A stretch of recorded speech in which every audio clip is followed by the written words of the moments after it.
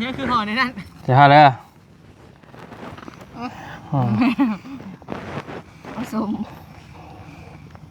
มัดก่อนเล่นกินไม่นึงก่อนพี่น้องกันเนาะเอามันหยังอันนี้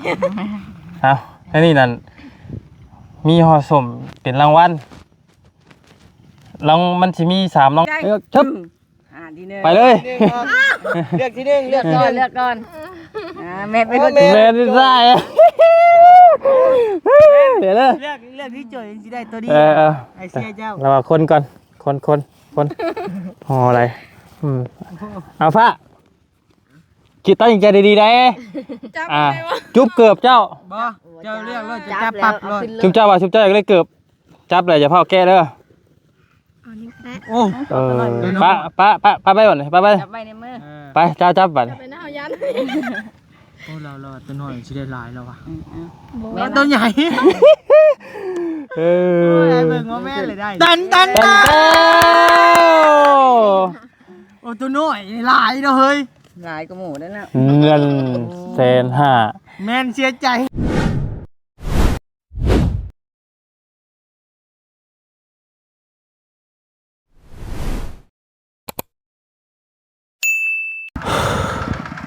เอาพี่น้องกันเนาะกับสบายดีและสวัสดีเด้อพี่น้องเนาะเปิดกูสู่คนพี่น้องเลยเนาะ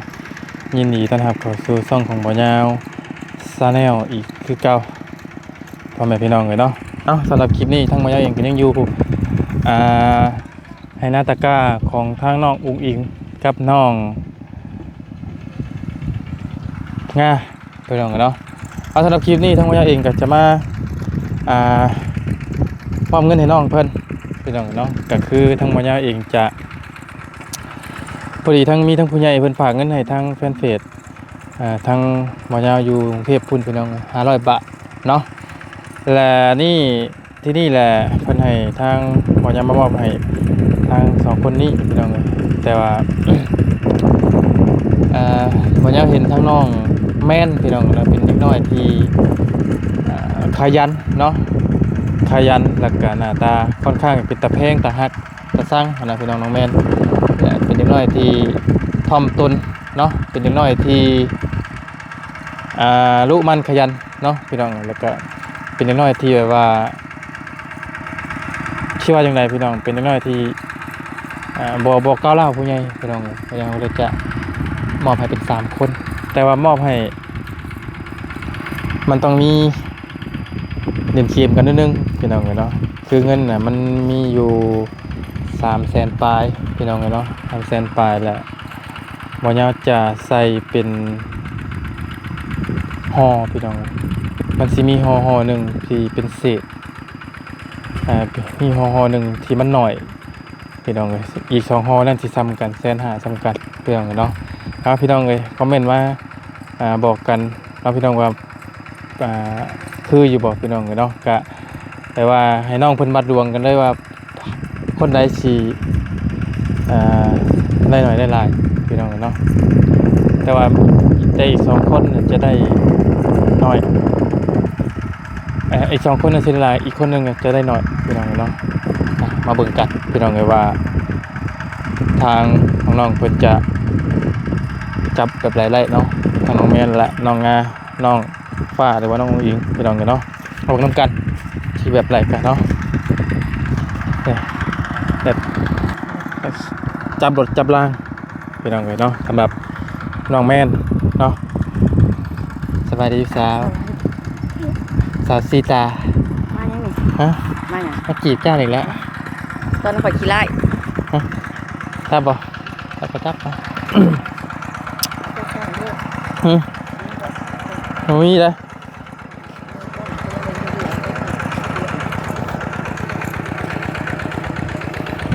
โอ้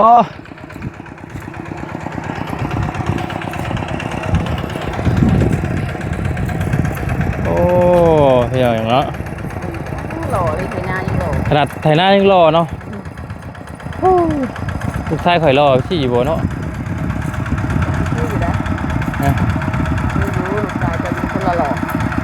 ไล่ขาไล่ข้อมขาวบัดไล่ข้อมรอห้อมไปลองกันเนาะคือสมัยน้อง โถ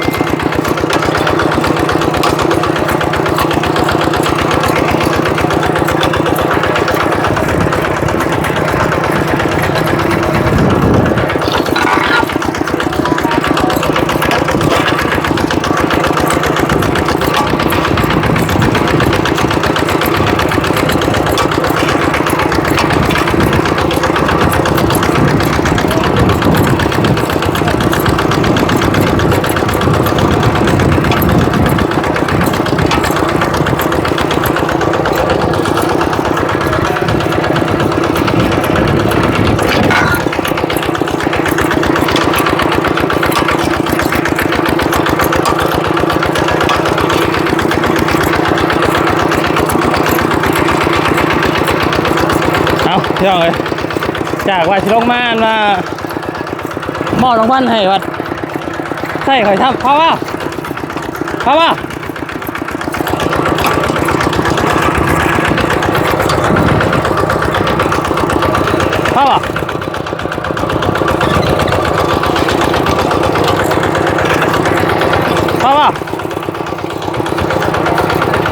ขึ้นบ่เพราะว่าฮะขึ้นแล้วครับเอามาครับเจ้าเลยแม่เลยมาครับเอามาเป็นเอา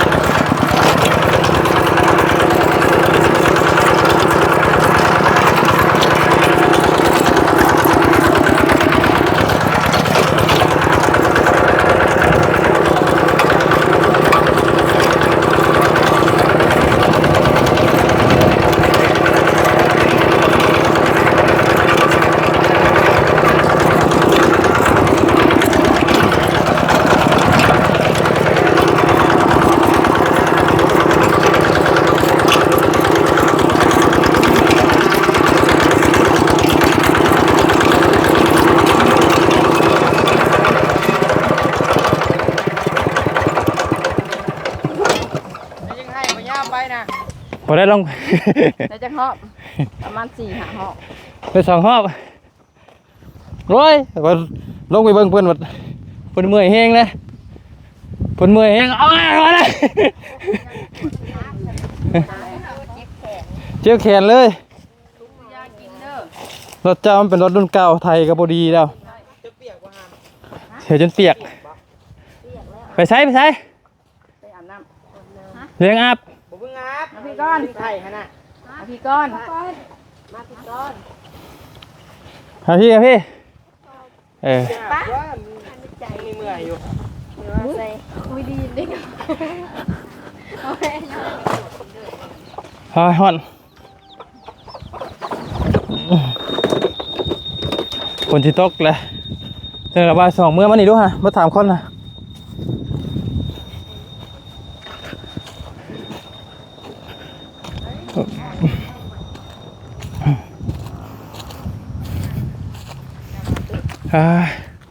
ให้พี่ก็ได้ว่านั่งลุมก็ได้นั่งนี่มาถอดเกือบลง นี่มันซื้อไม่กับมัน ใช่ไหมล่ะแม่น เฮ้ยยังไม่นั่งไปได้ ฮะ ก็ต้องนั่งไป นั่งพี่เดี๋ยว หนามาพี่ นั่งเรียงกันเลย ยังไง นั่งลงตะกู้เวลามานี่พิดกันบ่ จับมาจับมา พิดกันมันพิดกันบ่พี่น้องเลยเนาะเมื่อยพี่น้องเลยเดี๋ยวรอน้องแมนมาก่อนแป๊บนึงตอนแรกคิดว่าจะลงไปเบิ่งเพิ่นแต่หน้าพี่น้องเลยพอดีน้องมันเมื่อยพอดีมันค่ำเลยมายาวกับเมื่อยให้กันละจับบาทเดียวรถแล้วมันเป็นรถรุ่นเก่ามันก็อยากเมื่อยเลยไทยมันกับบดีพี่น้องเลยเนาะนั่งกับเจ้าเหรอฮะ วันนั้นเยอะมาแม่นั่งนี่นั่งเลย ครับนั่งลงนั่งขึ้นมานั่งรถนี่นั่งต้องยันเปื้อนลูกชายท่านน่ะส่งแล้วเปียกแล้ว หล่อนักใช่ไหมเราเอาเราว่ามิเนี่ยสิให้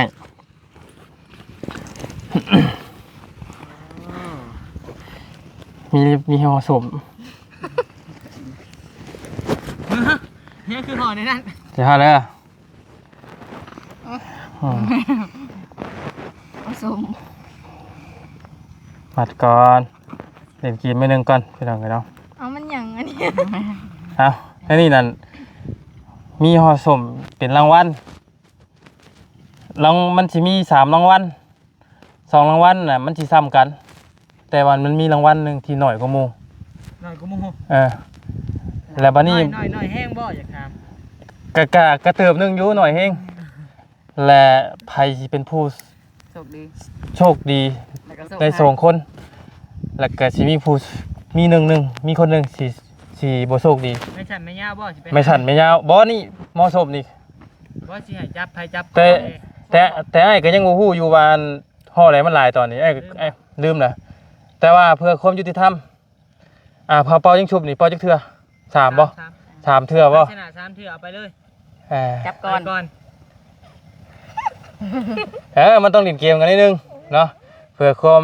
บันเทิงนิดนึงพี่น้องจังคะแนนไผได้หน่อยก็สิบ่เครียดนะ แม่นก็คือเป่ายิงชุบส้มอันทอง เป๊ะ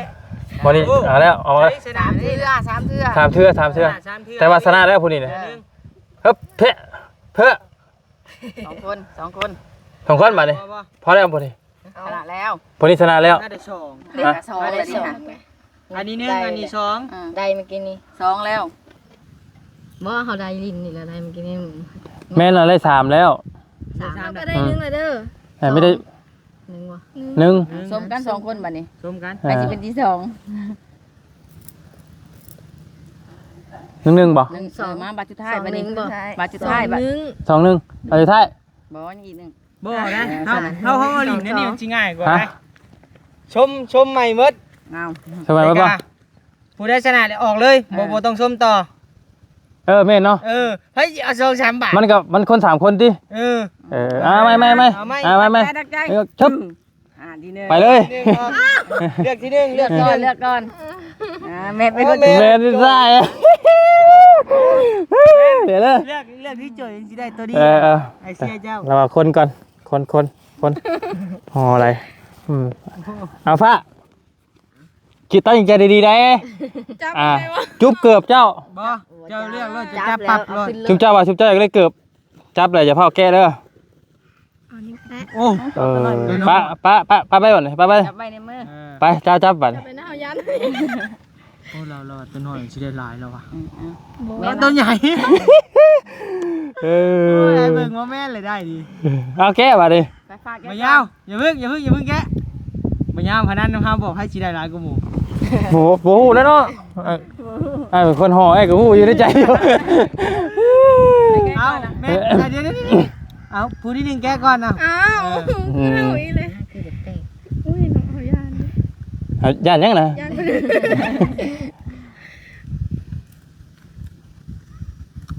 ห่อสุ่ม ยิงขึ้น ตัน ตันเต้า โอ้ตัวน้อยหลายเด้อเฮ้ย หลายกระหมูนั่นน่ะ เงิน150,000 แม่นเสียใจ เอาแก้ก่อน เอาแม่นแกก่อนซะปลอบใจบ่พึ่ง อืม แกะเลย เอาไปแกก่อน แกะเลย ไปเลย เอาโอ้แม่นเสาเลยเว้ย โอ้ว้าวบ่ได้ละลายก็หมู่บ่จักฮึบ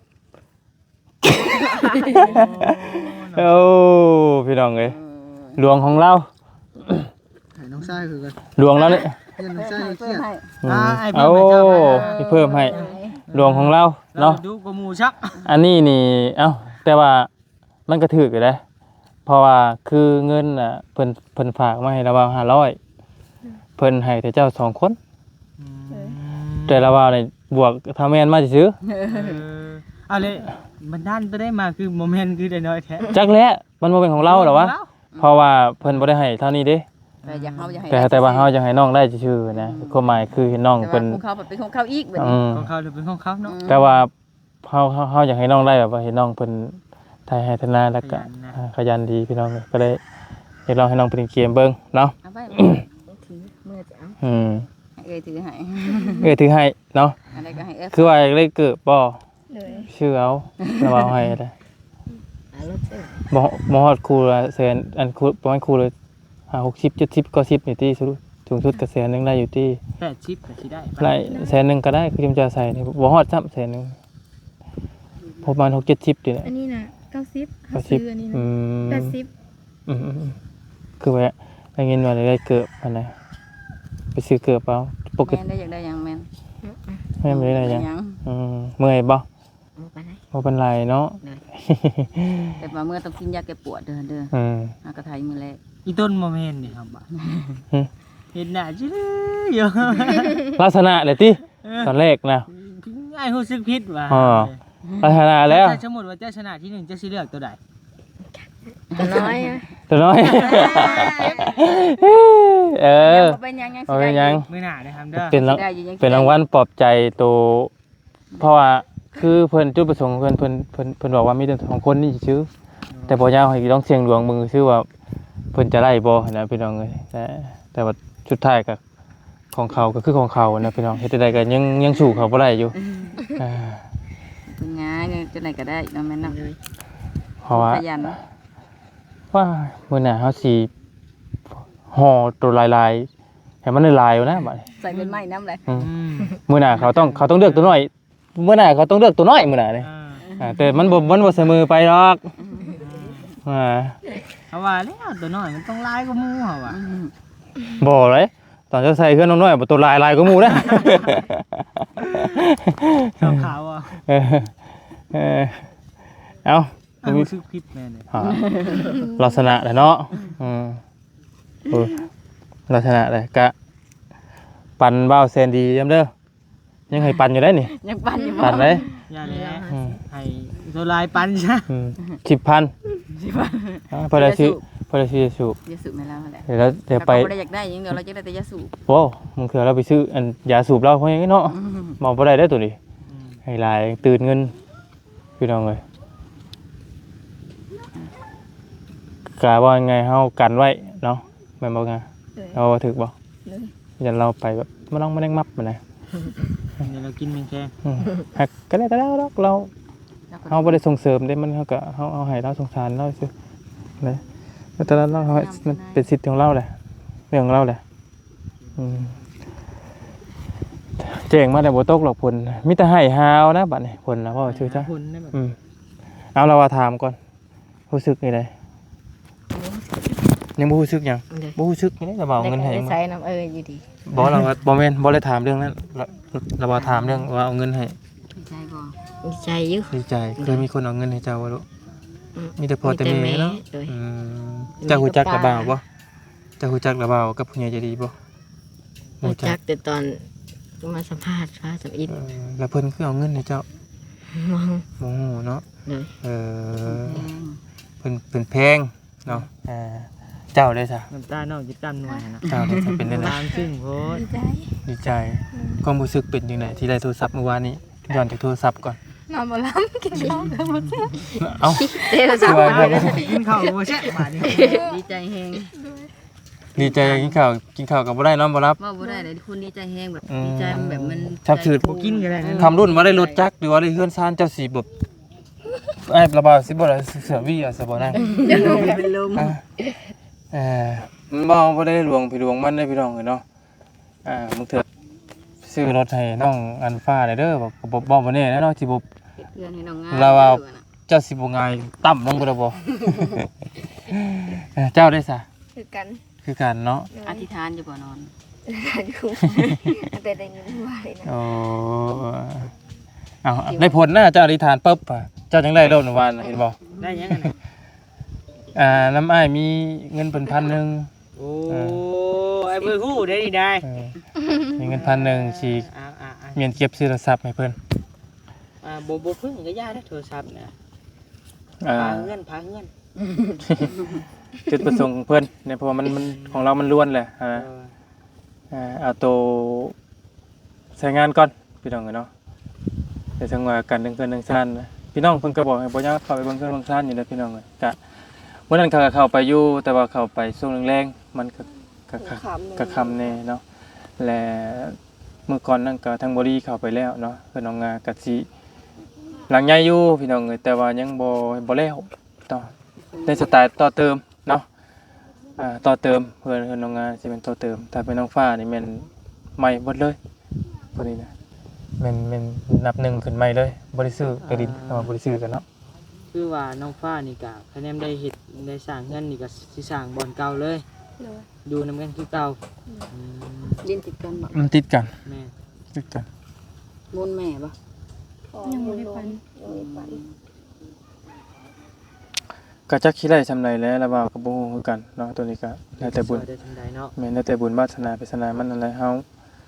เว้าบ่ได้พี่น้องเอ้ยเพราะว่าก็ขึ้นอยู่กับผู้เพิ่นเบิ่งผู้ที่เพิ่นเมตตาเพิ่นแหละอันนี้ก็แล้วแต่บุญไปบุญมันบางคนก็บ่พอสิได้ก็ได้พี่น้องอันนี้บ่ความจริงเนาะบางคนก็แล้วแต่บุญไปบุญมันบางคนว่าโอ้บ่มีอันครีมทาหน้าเด้ก็ยังมีผู้ผากมาให้นะบางคนแบบว่าโอ้ข้าวสิกินก็สิบ่มีมาบ่แดงเงียบกิ๊บซักแงกอยู่กับบ่ซอยนะพี่น้องผู้เพิ่นบ่อยากซอยนะอันนี้เว้าแบบความเป็นจริงนะเนาะก็คือสิว่าจังได๋ยกตัวอย่างก็คือน้องเตนี่เห็นบ่ตั้งแต่เริ่มต้นปัจจุบันนี่ก็ยังมีผู้ซอยอยู่อีดีเด้พี่น้องตั้งแต่เริ่มต้นบ่ยาวอัน ตั้งแต่ เฮ็ดบ่ยาวบ่ยังเฮ็ด YouTube แรกๆก็บ่เตียงเป็นยุคลำบันที่แรกๆเลยแหละยุคที่บ่ยาวเริ่มต้นเลย รวมมาจากหลังเลย โอ้ยเหมือน สีหลังนี่ เหมือน3 4หลังแล้วบ่ สีหลังนี่ 4บ่3แล้วว่า เอา3กับน้องกิ๊กน้องตึกกินเลยดิ ก็แม่นเริ่มแล้ว 4ตัวใหม่เลย ก็3 4ใช่ 1ตัวเก่า2ตัวใหม่น้องแต่นั่น4น้องกิ๊กอันน้องอันนั้นเฮ้ย3 3 ของน้องอันนั้น อยู่ น้อง กับแม่กับพ่อนี่ก็ได้ว่า2หลัง ใช่โอ้ยสิเถียงกันนะเนาะใช่เว้ากันไว้แหละ จะตับบ่เพิ่งมีกัน ตัดกันตัดต้องสต็อปก่อนตัวนี้เนาะ จะตับบ่ลีนี่ครับ เพราะว่าคอยเป็น บ่ได้ส่งมา คอยฮะ บ่ได้ส่งมา เพอคอยเป็นคนลงอยู่หั่นเป็นหยังคอยสิบ่ฮู้3เว้าตามยุคลำวันพี่น้องก็คือบุญนี่ก็บอกง่ายบุญของว่าบุญของน้องแต่พี่น้องกันเนาะก็คือพี่น้องเห็นในเรื่องราวครอบครัวเพิ่นตอนนี้ก็ยังบ่ทันจบเลยจักมันยังมันนุ่ยอยู่ มัดผู้หนึงมาผู้หนึงอีกเนาะบัด ทั้งพ่อบัดจักมันนุ่ยอยู่คือเห็นว่าพ่อมีอะไรพ่ออย่างดีอกทึกอยู่หั่นนะ มันจะเสียอยากไปทางหลบหลายกว่าเพิ่นก็ยังซอยเนาะ เนี่ยก็ยอมรับอยู่ว่าชาติที่แล้ว บุญเพิ่นน่ะนะ ชาติที่แล้วคือแบบว่าทั้งน้องเตอาจจะไปซอยคนหลายก็มีแต่มาซาตรงมาซานี่ก็เลยแบบว่าเพิ่นก็ได้มาซอยน้องเพิ่นรอเนี่ยพี่น้องก็บุญของเขาแหละพี่น้องนี่เนาะ